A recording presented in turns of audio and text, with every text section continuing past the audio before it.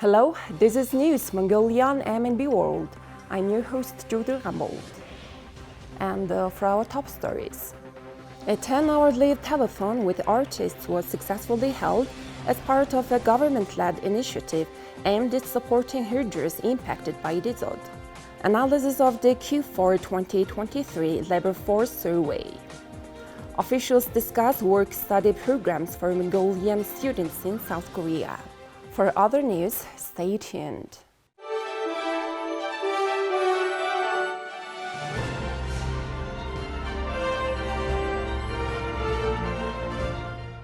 Mongolia's national broadcaster, in collaboration with prominent cultural figures, responded swiftly to the country's call for aid amid the dzud crisis.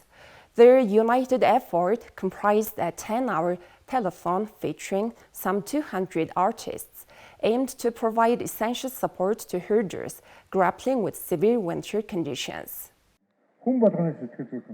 Through featuring renowned artists across genres, Mongolian National Broadcaster aimed to engage and entertain the audience while encouraging them to contribute to humanitarian aid efforts. More than 200 artists participated in 10-hour live broadcast as part of this campaign. When I initially conceived this campaign, I had no idea that it would achieve such a great success and be implemented so intensively in such a short time. Artists, the technical department, the stage and screen department, and MNB all came together. I'm very pleased about that. I believe that today's 10-hour live broadcast was unprecedented in the history of television. We prepared extensively, working to ensure that every aspect, including lighting, sound, and visuals, met high professional standards. From this perspective, experts believe that a new standard is being established. It's a remarkable collaboration among various artists across genres. As this campaign, organized by MNB's broadcast live nationwide, I urge all citizens to contribute wholeheartedly and actively participate. Livestock and agriculture are fundamental to Mongolia's independence. I'm confident that together we can overcome temporary challenges, as nature always tests us. Nomadic culture, herding traditions and customs are undeniable integral to Mongolia's independence and unity. Therefore, all citizens must lend their support and collaborate. Despite the ongoing U-23 national championships in freestyle wrestling, I was involved in this significant event and represented my sports community. We urge all Mongolians to assist our herders during this challenging period.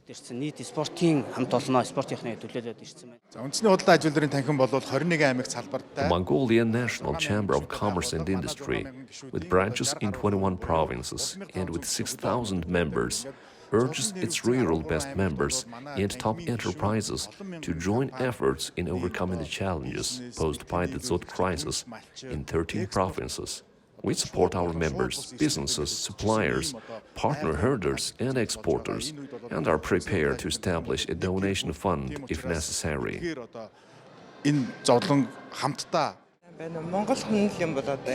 Every Mongolian should take part in this campaign. Mongolia's core values lie in its language, livestock, and borders. Therefore, no matter where Mongolians are during these tough times, they should lend their heartfelt support and support any way they can. Mongolians are renowned worldwide for their nomadic heritage. This campaign aims to support herders who are enduring challenging conditions. Above all, I urge herders to prioritize their health and well-being. All funds collected will be directed to the National Emergency Management Agency and the Mongolian Red Cross Society, with artist representatives ensuring fair distribution. This campaign is set to run until the end of July. According to findings from the fourth quarter of 2023 labor force survey, some 57.6% of the population aged 15 and older, or around 1,200,000 people, are actively participating in the workforce, leaving 42.4% out of the workforce. Among the 1,200,000 people in the workforce, 96.1% were employed, while 3.9%, equivalent to 48,800 individuals, were unemployed. Compared to 2022, the number of employed increased by 38,000 or 3.3%, while the number of unemployed people decreased by around 15,000. In the survey, 54,900 people outside the workforce expressed an interest in wages and income-generating work, an increase of 11,500 from 2022. The underutilization of the country's labor force decreased by 7,000 people compared to 2022, totaling 1,109,000, with 6.5% being part-time workers willing to take an additional work. Analyzing the changes in employment by sector, the most significant shifts were in wholesale and retail trade, representing 3.6% increase. Education saw 16.1% increase, and the construction industry saw 26.6% increase. The agricultural sector had 10% decline, while public administration and defense decreased by 26.4%. Looking at employment status changes compared to 2022, the most substantial shifts include 19.3% increase in salaried permanent employees, a 2.7% increase in salaried temporary workers, and a 45.5% decrease in enterprises and organizations without paid employees. Salaried seasonal workers declined by 18.6%. The fourth quarter of 2023 saw a labor force participation rate of 57.6%, with 66.3% of men and 50.1% of women actively employed. The number of workers in the working age population reached 55.4%, marking a 0.5% increase from 2022. The study focused on 15 to 24-year-olds entering the labor market, 25 to 54-year-olds representing the general labor force population, and 55 to 64-year-olds close to retirement. The population outside the workforce consists of working-age individuals not currently employed due to education, obligations at home, retirement, disability, or lack of confidence in job seeking. Now please take a look at current affairs of Mongolia. Delegates from South Korea's North Chuncheon province met with Mongolia's Deputy Minister of Education and Science, Kambair Kambort. An agreement was made to enhance collaboration in transitioning to digital education, providing pedagogical training for professors and facilitating student exchange programs. The Mongolian representatives emphasized the importance of training specialists in high-demand fields as outlined in the government of Mongolia's New Revival policy. They also discussed increasing the number of Mongolian students studying in South Korea. They discussed allowing Mongolian students to work while pursuing their studies to address financial challenges and enable the practical application of classroom knowledge. This initiative, the first of its kind, is set to be implemented in South Korea. The meeting concluded with the signing of Memorandum of Cooperation. Please take a look at currency exchange rates provided by the Mongol Bank.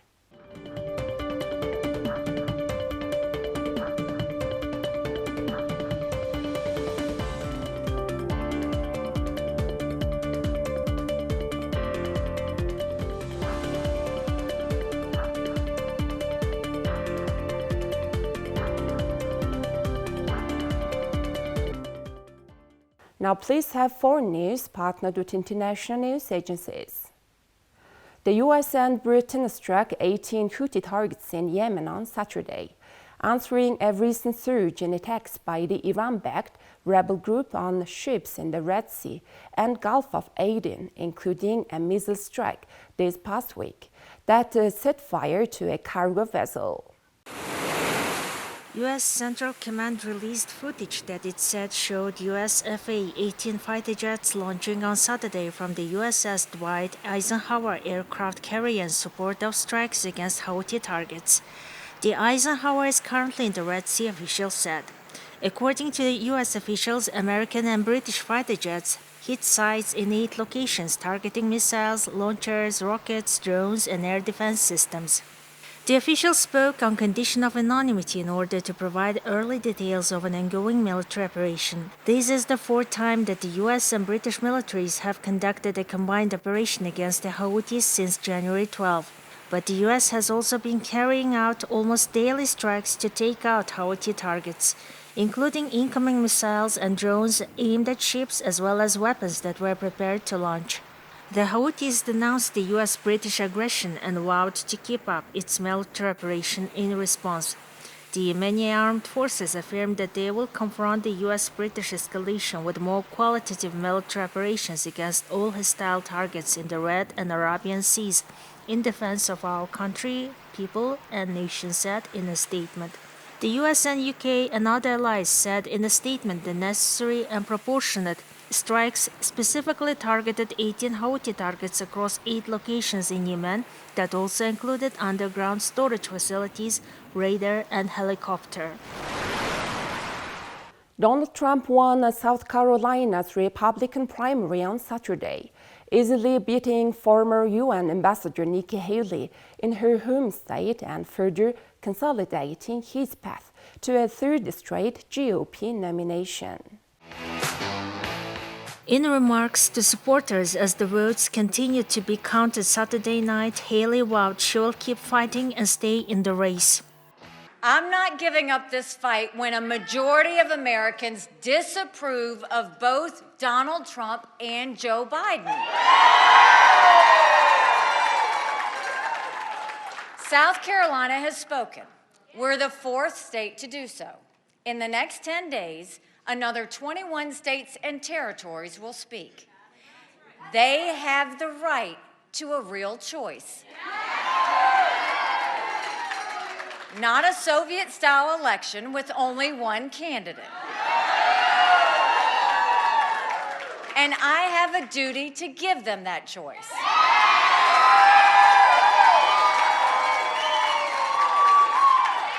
I'm grateful to South Carolina. I always have been and I always will be.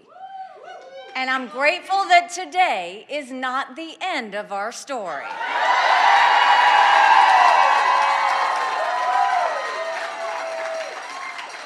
We're headed to Michigan tomorrow. And we're headed to the Super Tuesday states throughout all of next week. We'll keep fighting for America, and we won't rest until America wins.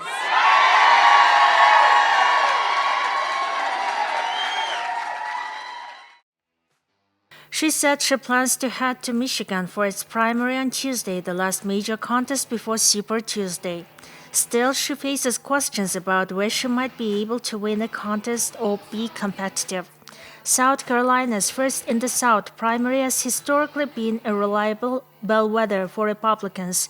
In all but one primary since 1980, the Republican winner in South Carolina has gone on to be the party's nominee. The lone exception was Newt Gingrich in 2012. All right, that's all for today. Thank you for staying tuned. We'll see you next time with more news and updates. Have a nice day.